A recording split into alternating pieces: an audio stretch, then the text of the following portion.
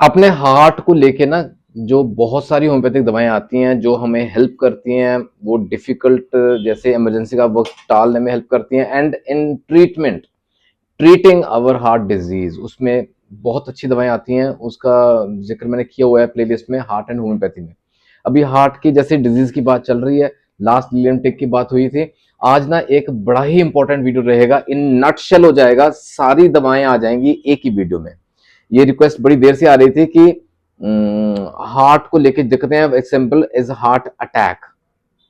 अगर heart attack जैसी दिक्कत है, उसमें कौन सी दवाएं हेल्प करती हैं? देखिए बहुत सारी दवाएं हैं, होम्योपैथी फ्लडेड, एक्चुअली ये खजाना भरा पड़ा है। लेकिन इसको मैं 2 पार्ट्स में लूंगा। आज फर्स्ट पार्ट की बात करेंगे, will talk about mother tinctures, जो बहुत इंपॉर्टेंट या बेस्ट कह लें मदर टिंचर्स एमटीज अवेलेबल हैं होम्योपैथी में for heart attack kind of cases. Myocardial infarction बोलते हैं, actually the medical term is MI, myocardial infarction.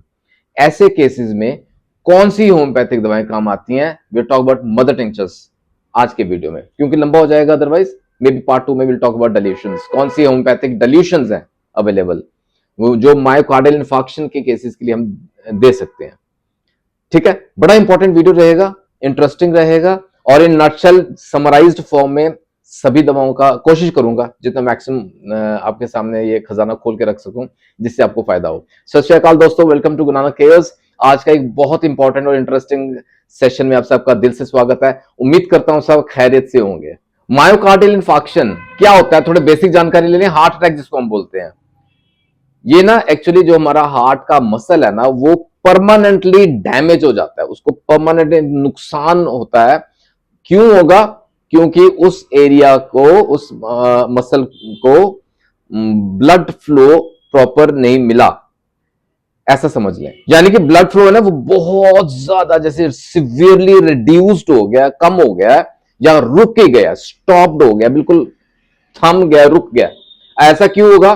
Because of blockage in the coronary artery. हम सब समझते हैं कॉर्नरी आर्टरी उस आर्टरी का नाम है जो हार्ट मसल को ब्लड सप्लाई करती है। उसमें अगर ब्लॉकेज हो जाए, प्लाक बन जाए, ब्लॉकेज हो जाए, प्लाक बन जाए, तो वो ब्लड सप्लाई रुक जाएगी या कम हो जाएगी टू दैट हार्ट मसल का एरिया है ना, that is called heart attack, myocardial infarction, MI बोलते हैं इसको। क्विकली ना जल्दी से इसके सिम्टम्स समझ लेते हैं। थोड़ी बेसिक जानकारी होगी, सिम्टम्स होंगे, वजह पता लगेगी तो सारे दवाओं के नाम फिर ले लेते हैं, डिस्कस दैट। सिम्टम्स है ऑफ कोर्स चेस्ट पेन का एक बड़ा प्रोमिनेंट या मेन सिम्टम रहता है, छाती में दर्द, साथ में प्रेशर सा महसूस करता है बंदा, जैसे प्रेशर पड़ रहा है छाती में। एकिंग होती है, जबरदस्त पेन, एकिंग। ठीक है, स्क्वीजिंग सा, उसको ना जैसे जकड़ना है, स्क्वीज कर रहा है, दबाव डाल रहा है हार्ट के एरिया में। और टाइटनेस है, कंस्ट्रिक्शन है, टाइट टाइट फील कर रहा है वो, जैसे जकड़ा गया अंदर। ये चेस्ट पेन के सिम्टम्स रहते हैं। सेकेंडली, ये जो पेन कह ले, दर्द है या डिस्कंफर्ट है ना, वो सिर्फ यहां तक सीमित नहीं रहता, इट एक्सटेंड्स, वो फैलता है, हमारे कंधे तक जाएगा, हमारे बाजू में जाएगा, गर्दन में जाएगा, पीछे बैक में जाएगा, जॉ में जाएगा, जबाड़े में जाएगा, दांतों में जा सकता है, टीथ में होएगा, और इवन अपर बेली, पेट का ना ऊपरला हिस्सा, वहां पे ये डिस्कंफर्ट सी सेंसेशन महसूस करता है। फिर आता है शॉर्टनेस ऑफ ब्रेथ का सिम्टम, ये बड़ा कॉमन है, दिक्कत साथ में जुड़ती है, सांस लेने में दिक्कत। अच्छा, स्वेटिंग, पसीना, पसीना बहुत ज्यादा एकदम से जैसे गीला हो जाता है, the upper part, the abdomen, sweating बहुत सिरे की होती है। लाइट हेडेडनेस, डिजीनेस, हल्के हल्के ना घुमन केरी जी, हल्का हल्का सा जगह डिजीनेस महसूस होती है। नोजियाटिक सा फील होता है, उल्टी आने को होता है, वॉमिटिंग भी आ जाती है। कई बार कई केसेस में से देखा है उल्टी भी आती है, वॉमिटिंग भी होती है, और इस तरह की फीलिंग आती है जैसे ओवरवेलमिंग हो रही है, एंग्जाइटी है, एंग्जाइटी वो भी सिर की जरूरत से ज्यादा हो रही है। एंड साथ में होता है हार्ट बर्न, यहां जैसे बर्निंग सेंसेशन, एसिडिटी, तेजाब सा जैसे आ रहा है छाती में। ये सब सिम्टम्स जुड़ते हैं चेस्ट के, एंड पेन एंड डिस्कंफर्ट, ये सब सिम्टम्स आते हैं। वजह क्या है, क्यों होगा एमआई, मायोकार्डियल इंफार्क्शन या हार्ट अटैक क्यों होता है?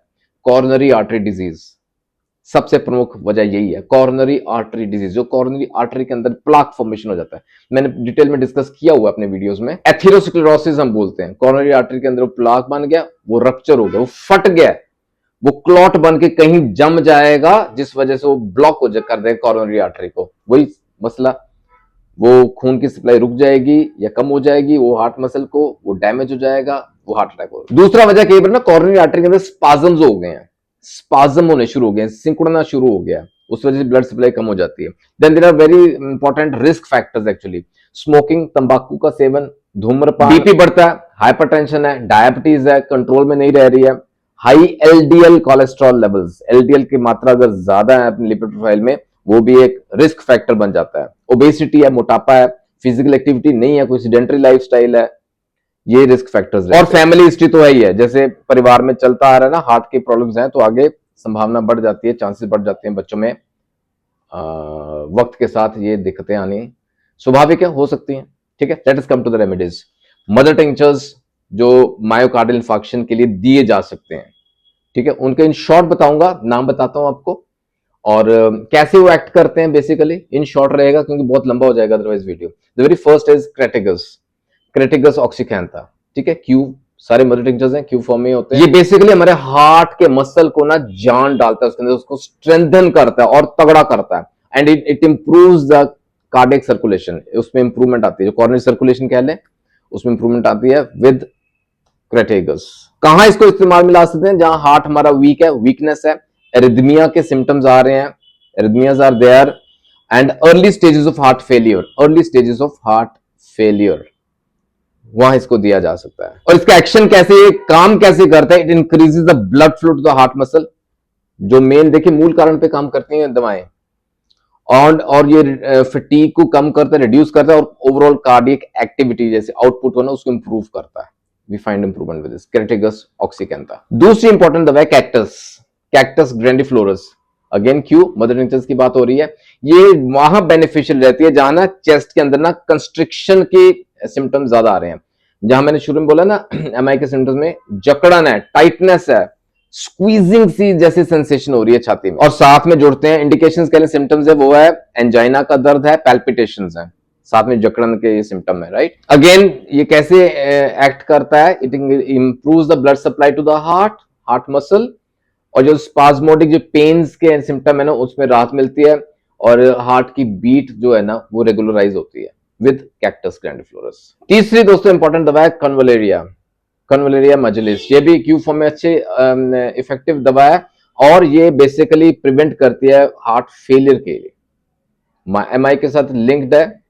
मैंने बताया आपको early stages of heart failure, this is a very important remedy. जहां पेशेंट्स को ना अरिथमियाज की दिक्कत है, कार्डिक आउटपुट वो कम हो गया, रिड्यूस हो गया है, और साथ में होती है ड्रॉप्सी बिकॉज ऑफ हार्ट की कंडीशन है ना, एडिमा बॉडी में, कहीं एडियो में, पाँव में, पेडल एडिमा स्पेशली, तो convallaria is a very good remedy. और ये कैसे एक्ट करती है? इसका एक्शन बेसिकली है हमारे जो हार्ट की जो कॉन्ट्रैक्शंस है ना उसको उसके अंदर जान डालती है, उसको स्ट्रेंथन करती है, और जो इरेगुलर बीट्स हैं उसको रेगुलराइज करने में हेल्प करती है।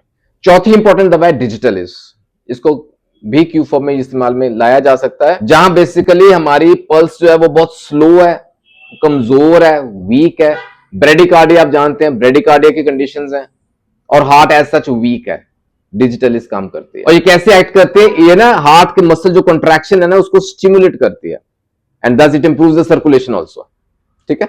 फिर एक दवा आती है ऑरम म्यूरेटिकम नेट्रोनेटम, ये भी क्यू फॉर्म में काम करती है।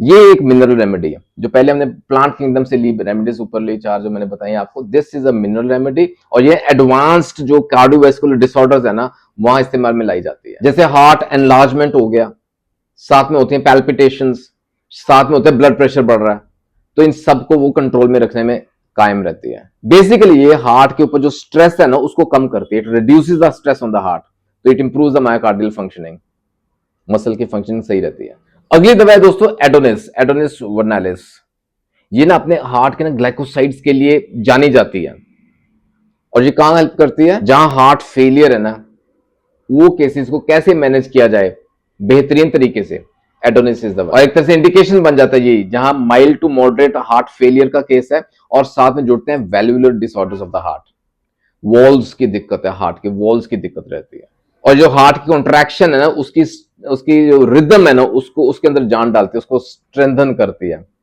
और ओवरऑल इंप्रूवमेंट करती है, हार्ट के फंक्शनिंग में बहुत बहुत इंप्रूवमेंट आती है विद दिस ब्यूटीफुल रेमेडी। अगली इंपॉर्टेंट दवा है दोस्तों स्ट्रोफैंथस, स्ट्रोफैंथस हिस्पिडस, ये भी बेसिकली कार्डियक आउटपुट को इंप्रूव करती है, जस्ट लाइक डिजिटलिस हेल्प्स, लेकिन इसका एक और बड़ा इंपॉर्टेंट इंडिकेशन है, जहां ना फटीग जुड़ता है साथ में, जहां ब्रेथलेसनेस जुड़ती है। मैंने शुरू में बताया आपको एमआई का एक symptom shortness of breath, SOB shortness of breath, जहां ब्रेथलेसनेस है, शॉर्टनेस ऑफ ब्रेथ है और फटीग जुड़ता है ना, और साथ बिकॉज ऑफ बैकग्राउंड हिस्ट्री क्या है, heart problem is there, MI के सिम्टम्स है, स्ट्रोफेंथस हेल्प करती है। ये बेसिकली ना एक नेचुरल डायूरेटिक का काम करती है, जो अंदर फ्लूइड रिटेंशन हो जाता है ना, हार्ट की पंपिंग पे और असर डालता है, उसमें हेल्प करती है, फ्लूइड रिटेंशन में नहीं होने देगी, और कार्डियक फंक्शन में इंप्रूवमेंट दिखती है।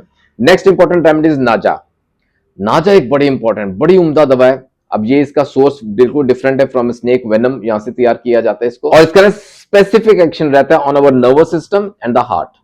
स्पेशली जो है पेन का सिम्टम रहता है, हार्ट के रीजन में दर्द रहता है बंदे को।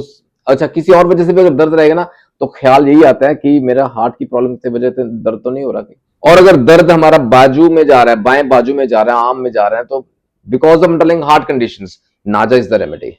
और क्योंकि मैंने आपको बताया ना नर्वस सिस्टम पैक्ट करती है, तो उस वजह से कोई इमोशनल डिस्ट्रेस हो गया बंदे को, जिस वजह से पैल्पिटेशन होने शुरू हो गए, जिस वजह से हार्ट के एरिया में दर्द होना शुरू हो गया, then this is the remedy.